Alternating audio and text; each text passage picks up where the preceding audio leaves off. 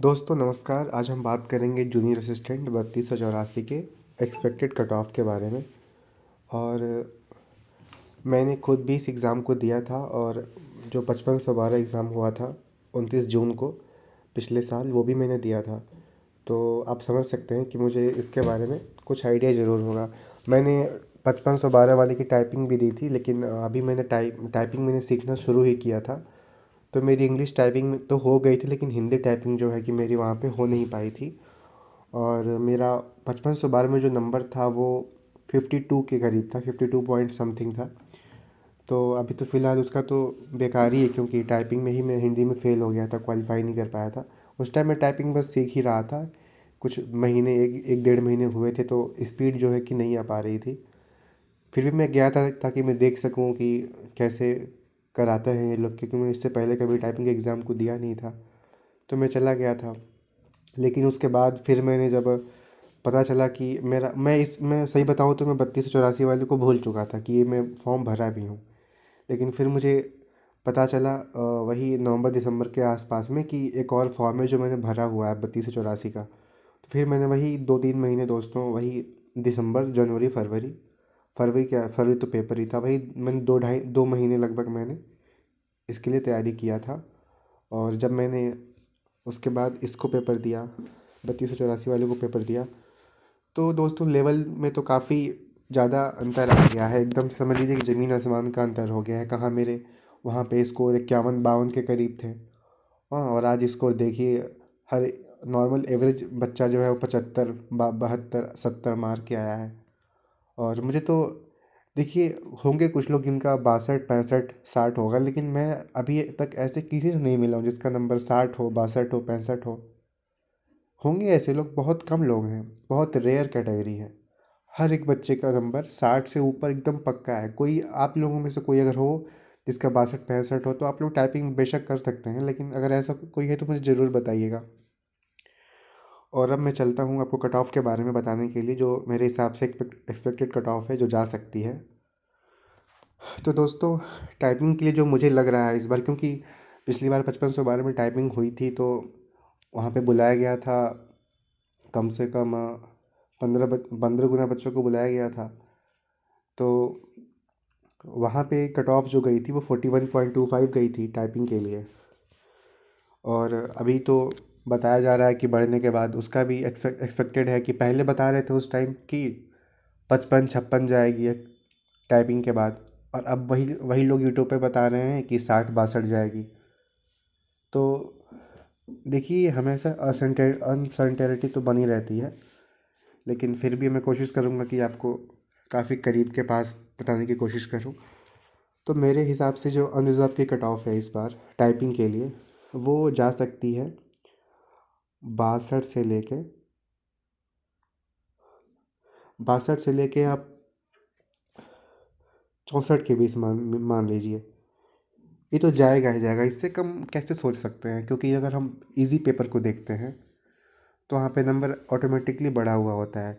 अब 5512 में इतना हार्ड पेपर था, मैं तो पहली बार देखा कि ग्रुप, सॉरी, लेवल 3 की जॉब, पेइंग जॉब के लिए इस तरह का पेपर आ रहा है। तो उस हिसाब से उसका 41.25 कट ऑफ गया था, तो उस हिसाब से अगर 20 नंबर ना भी जोड़ें तो फिर क्या ही है। तो उसमें अगर 20 नंबर जोड़ते, और वहाँ पे तो वैकेंसी ज़्यादा थी, 5500 वैकेंसी थी। और यहाँ पे 3284 वाले में आपको बुलाया ही गया है 1,32,000 बच्चों को। अच्छे खासी क्वांटिटी है। तो उस हिसाब से अगर 20 नंबर बढ़ जाता है टाइपिंग के लिए तो, और EWS का भी वही सेम समझ लीजिए, क्योंकि टाइपिंग के लिए तो सब सेम ही जाता है। टाइपिंग कट ऑफ सेम लगता है। सेम चीज़ OBC का समझ लीजिए आप, 62 से 64। SC ST का मैं कुछ कम कह सकता हूँ, और इनका 60 से 62 मान लीजिए, और ST का 55 से 60 मान लीजिए। ये आराम से उनको बुलाया जा सकता है। अब देखिए, फाइनल कट ऑफ बताना काफ़ी एक चैलेंजिंग चीज़ होता है, काफ़ी चैलेंजिंग है, क्योंकि अगर कट ऑफ नहीं अलग जाती है तो लोग अक्सर गालियाँ देते हैं, कमेंट भर देते हैं। लेकिन फिर भी एक जो अनुमान है वही बता रहे हैं। और मेरा मैं देखिए मेरा मैं भी आपको अपना भी स्कोर बताऊंगा। और मैं अपना स्कोर को जस्टिफाई करने के लिए या फिर मैं कहाँ पे पहुँचता हूँ उस हिसाब से मैंने कट ऑफ बनाई ही नहीं है। मैं सिर्फ कट ऑफ बताया हूँ, मैं एक्सपेक्ट वही कह रहा हूँ जो मुझे लग रहा है, जो मुझे एज ए स्टूडेंट नहीं बल्कि एज अ गाइडर मुझे लग रहा है, क्योंकि मैं खुद भी पेपर काफ़ी टाइम से इस फील्ड में हूँ। मैं पेट 2022 जो सबसे पहले हुआ था उसको भी मैंने दिया था, फिर जो 2023 को जो पेट हुआ था उसको भी दिया था, 25 वाले पेट को भी दिया हूँ। तो काफ़ी 2-3 साल 4 साल हो गए हैं, तो अब कहीं ना कहीं आयोग को हम समझने शुरू कर देते हैं, तो उस हिसाब से वही मैं कट ऑफ बताऊंगा फाइनल। तो मेरे हिसाब से जो फाइनल कट ऑफ होने वाली है अनरिजर्व भी, वो इस बार जा सकती है 82 से लेके मैं जा सकती है 82 से लेके 85 84 तक। अब आप लोग देखिए, गुस्सा नहीं करिएगा, अगर कोई भाई बहन को बुरा लगे तो मुझे छोटा भाई समझ के माफ़ कर दीजिएगा। EWS की थोड़ी सी कम हम लोग समझ लेते हैं। इसे आप ऐसा करिए कि 82 की जगह इसे आप 84 से 86 देखिए, लेवल जो था ना वो काफ़ी काफ़ी आसान था। मैं सच बता रहा हूँ, अगर आप 2 घंटे की जगह आपको 1 घंटे दिया जाए तब भी बच्चे वही 70-75 मार के आते यार। मतलब मेरे क्लास में ऐसे ऐसे बच्चे थे जो पेपर को 60-70 मिनट में करके 50 मिनट आराम किए हैं। आप यकीन नहीं करोगे, हेड डाउन करके लेटे हुए थे। अब उनका 90 नहीं आएगा तो क्या, या तो इनको बिल्कुल नहीं आ रहा, जो कि ऐसा होने वाला है नहीं, पेपर तो बहुत ईजी है। तो अगर आधी क्लास हेड डाउन करके बैठ गई आधे घंटे, मतलब पेपर काफ़ी ही ज़्यादा आसान आ चुका है। तो और EWS का बोलूँ तो मैं इनका थोड़ा सा कम कर सकता हूँ, मैं 84 कर सकता हूँ। और OBC का भी मैं 80 83 से 85 कर सकता हूँ।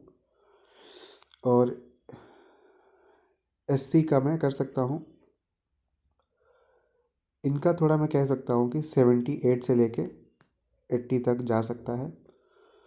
और ST का मैं कर सकता हूँ कि इनका 75 से लेके 75 प्लस हो सकता है।